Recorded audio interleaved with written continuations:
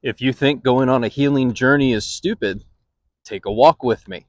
I was in my late 30s when I first heard someone say, I'm on a healing journey. And from that unhealed perspective, I would look at that and go, what is this bullshit? You feel like you're on the outside looking in and you immediately hit this wall of resistance. And at first glance, when you hop on social media, it looks like beards and man buns. It looks like linen clothing and being a digital nomad that traipses off to Costa Rica for an ayahuasca journey. And so you find yourself saying, well, I'm a police officer, a first responder, a doctor, a nurse, a lawyer, a construction worker, a pipe fitter. And for me, I found myself in therapy for a bit, trying to figure out why people do the things they do, trying to make sense of why some people are no longer with us.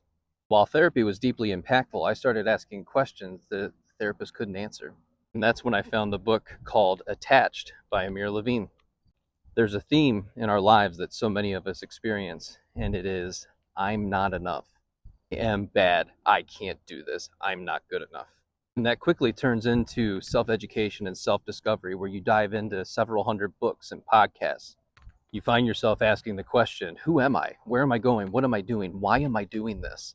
So find books like Breaking the Habit of Being Yourself by Joe Dispenza. You might watch his series Rewired or find Missing Links by Greg Braden. And then I found Ed Milet and Rob Dial Jr.'s podcast. Before you know it, you've gone from this place of deep resistance to knowledge and understanding, all because you started to walk a path of self discovery and self education. And once you understand your attachment style, you begin to understand how you relate to other people and how you make them feel. If you have an anxious attachment style, you find yourself pulling back and allowing the other person to have space. Create boundaries and acknowledge that it's not your job to fix or change other people just so you can like them. Also find tools of self-regulation like breath work. If you have an avoidant attachment, you may find yourself yearning and looking for connection with others, seeking to co-regulate with others and build a strong bond of trust. Begin to realize that not everyone is going to betray you, and you have to learn to trust your own discernment. And one day, you'll find yourself looking back on these moments and realizing that you actually started your self-healing journey years ago. You became fully aware of the discomfort that you were experiencing. You made a conscious decision to try and change that because you chose to go to therapy, pick up a book, listen to a podcast, and find other people who inspire you. And that's a power that each one of you has to grow, expand, change, and become different.